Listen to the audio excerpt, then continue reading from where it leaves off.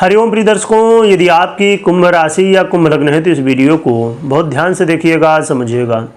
इस वीडियो में हम समझने वाले हैं कि अब उल्टा समय जो शुरू होने वाला है, उल्टी गिनती शुरू होने वाली है, यानी कि शुक्र जो है तो बहुत पीड़ित अवस्था को प्राप्त होने वाले हैं। इसका प्रभाव हमारे जीवन में क्या होगा, कैसा होगा, अच्छा होगा कि बुरा होगा, सभी कुछ जानेंगे। शुक्र हो रहे हैं जो आपके सुखों में, आपके लव लाइफ, मैरिज लाइफ, आपके फाइनेंस में, आपके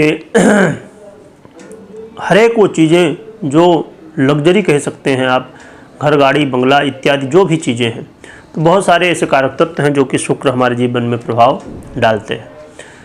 तो क्या होगा शुक्र का अब ये प्रभाव, क्योंकि शुक्र अब 9 अक्टूबर को अपनी नीच की राशि कन्या राशि में गोचर करना शुरू करने वाले हैं और इनका एक गोचर काल 9 अक्टूबर से लेके 2 नवंबर तक कन्या राशि में गोचर काल है। फिर 2 नवंबर को अपना गोचर बदल देंगे। शुक्र देखा जाए तो आपके जीवन में बड़ा महत्व रखते हैं, क्योंकि शुक्र वो ग्रह हैं जो कि आपके सुखों का आधिपत्य रखते हैं और साथ में भाग्य, जैसे हम कहते हैं ना कि समय, तो भाग्य का भी ये आधिपत्य रखते हैं और आपके इस समय अष्टम भाव में गोचर कर रहे हैं। तो क्या प्रभाव देंगे ये समझते हैं। शुक्र का एक गोचर काल आपके जीवन में देखा जाए तो भाग्य में कहीं न कहीं प्रभाव डाल रहा है। इसकी वजह से जो भी हम काम करते हैं, कहते हैं ना कि अरे हम मेहनत तो बहुत कर रहे हैं पर रिजल्ट कुछ नहीं दिख रहा है, अरे काम तो हम कर रहे हैं, बार बार प्रयास कर रहे हैं, काम ही नहीं हो रहा है। तो ये कहीं ना कहीं कारण है भाग्य का, जो कि भाग्य हमारा कर्म ही है। हमने जो पूर्व में किया है वही भाग्य बन जाता है, परंतु हमने जो किया है वो कहीं ना कहीं पीछा नहीं छोड़ता। तो इस समय भाग्य की स्थिति कमज़ोर होने वाली है, जिसकी वजह से कई सारे कामों में दिक्कतें आ सकती हैं। कोई भी काम कर रहे हैं तो आप बहुत ध्यान रखिए, सावधान रहिए, क्योंकि इस समय उसमें अड़चनें आ सकते हैं और डिले हो सकता है या किसी तरह की स्थितियां बन सकती हैं। और आपके पिताजी हैं, उनके और आपके बीच में मनमुटाव या कहीं न कहीं मतभेद की स्थितियां बन सकती हैं और पिताजी के स्वास्थ्य में भी इसका बुरा प्रभाव पड़ सकता है। तो योग प्राणायाम करते रहें और हेल्थ का ध्यान रखें, समय समय में चेकअप वगैरह कराते रहें और हेल्थ के लिए हेल्थ इंश्योरेंस भी लेके रखना चाहिए, क्योंकि हेल्थ इंश्योरेंस हमें बड़ा सहयोग करता है। तो आपको लिंक डिस्क्रिप्शन में मिल जाएगी, तो चेकआउट कर सकते हैं। इसके अलावा प्रिय दर्शकों, यहाँ पर शुक्र के जो प्रभाव है ना, वो आपके जीवन में स्वास्थ्य को लेके, पिताजी के जीवन में तो स्वास्थ्य को लेके प्रभाव है ही, आपके जीवन में भी स्वास्थ्य को लेके चिंताएं। और यहाँ पर शुक्र का एक गोचर काल गुप्त रोगों को जन्म देता है। इस समय ऐसी कोई गलतियाँ नहीं करनी है आपको जिससे कोई गुप्त रोग हो या दीर्घकालिक रोग हो, क्योंकि ऐसी स्थिति में कई बार दीर्घकालिक यानी कि लंबे समय चलने वाले, अब जैसे कहा जाए किसी को शुगर हो गई है ना, तो वो लंबे समय तक लगभग संभावनाएं होती हैं चलने की, और किसी को गुप्त रोग हो गया, बड़ी विचित्र स्थिति। तो ऐसे कई स्वास्थ्य की समस्याएं हो सकती हैं, तो आपको ध्यान रखना है। इसके अलावा लॉटरी, जुआ, सट्टा इत्यादि, ये सबसे बचने की आवश्यकता इस समय रहने वाली है, क्योंकि ऐसे में कई बार यहाँ पर नुकसान होने की संभावनाएं देखी जा सकती हैं। और यदि आप out of country, out of India, कहीं भी आप किसी देश में यदि रहना चाहते हैं वहाँ, अब जैसे वहाँ का स्थायी व्यक्ति बनना चाहते हैं, वहाँ की नागरिकता लेना चाहते हैं, इसमें बाधाएं आ सकती हैं। अभी थोड़ा 2 नवंबर तक सतर्क रहिए और कैसे क्या हो सकता है इसमें बहुत अच्छे से प्लानिंग करिएगा, क्योंकि इसमें कहीं न कहीं रुकावटें आ सकती हैं। इसके अलावा आप अपने वाणी में बहुत संयम रखिए। वाणी में कई बार देखिए क्या होता है ना कि एक शब्द होता है जो कि किसी को जोड़ देता है, और एक शब्द होता है जो किसी को तोड़ देता है। तो इसीलिए इस समय वाणी में बहुत संयम रखिएगा, क्योंकि वाणी एक ऐसी है कि भैया वाणी का जो तीर है ना, वो चलता है तो फिर वापस आता नहीं है।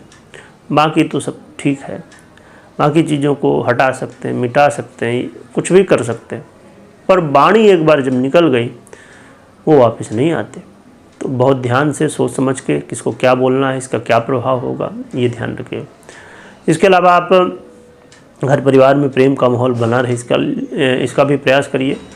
आप गोल्ड में इन्वेस्ट करते हैं, आप सिल्वर में इन्वेस्ट करते हैं, या आप एफडी करना चाहते हैं, या सेविंग किसी भी तरह किसी भी योजना में आप इन्वेस्ट करना चाहते हैं, तो बहुत ध्यान रखिए, क्योंकि इस समय कई बार आपको गलतियां यहाँ पर बाद में महसूस हो सकती हैं। तो इन सब से इन्वेस्ट करने से बचना चाहिए, और यदि करना है तो बहुत सोच समझ के जानकार व्यक्ति की सलाह लेके और फिर करना चाहिए। इसके अलावा शुक्र का प्रभाव आपके सुखों में रहने वाला है।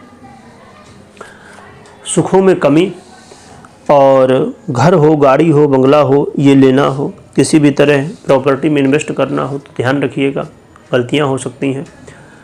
और किसी के ऊपर इस समय ऐसा नहीं कि जिसने जो कह दिया बस वही अपने को करना है। भले कोई कितना महान व्यक्ति हो, सुनिए सबकी, पर करिए वही जो कि सही हो।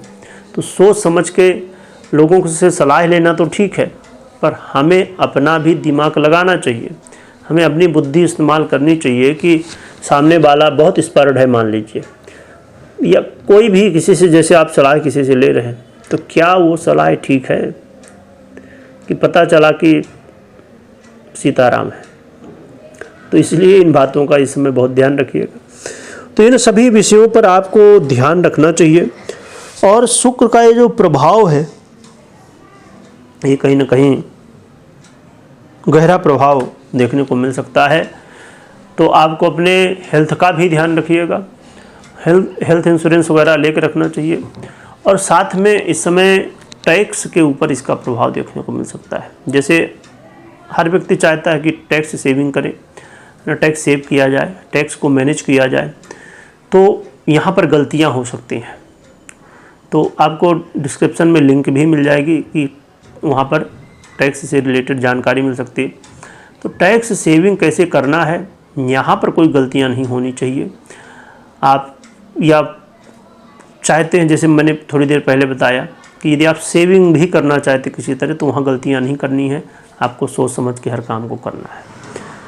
अब हम आगे बढ़ते हैं उपाय की तरफ। उपाय क्या करना चाहिए, इसमें आप लक्ष्मी नारायण भगवान की आराधना करिए, और विशेषकर माँ लक्ष्मी की आराधना करिए, और नित्य तुलसी माता की भी आराधना करिए, है ना। तुलसी माता की सेवा करिए और तुलसी ग्रहण करिए, यदि आपके लिए संभव हो तो तुलसी ग्रहण इत्यादि भी कर सकते हैं।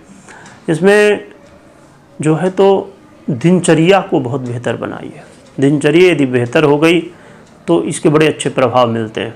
तो दिनचर्या को सुधारिए और लक्ष्मी नारायण भगवान की आराधना करिए, और श्री सूक्त का पाठ, और यदि हवन भी संभव हो तो वो भी कर सकते हैं, नहीं तो पाठ कर ही सकते हैं।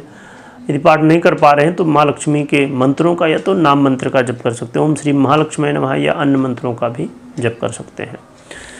तो ये करिए। और कभी कोई निर्णय आपको किसी भी तरह फाइनेंस रिलेटेड हो, या और भी किसी विषय से हमने जो चर्चा की, तो या अन्य किसी भी विषय से संबंधित निर्णय लेना है, तो उसके जो जानकार व्यक्ति हैं, एक्सपर्ट लोग हैं, उनकी सलाह, एडवाइज़र की सलाह ज़रूर लीजिए, उसके बाद ही निर्णय कोई भी लेना चाहिए। हमने जो समझा है ग्रह गोचर के आधार पर, ग्रह गणनाओं के आधार पे है, जो कि पर्याप्त नहीं है कोई भी निर्णय लेने के लिए।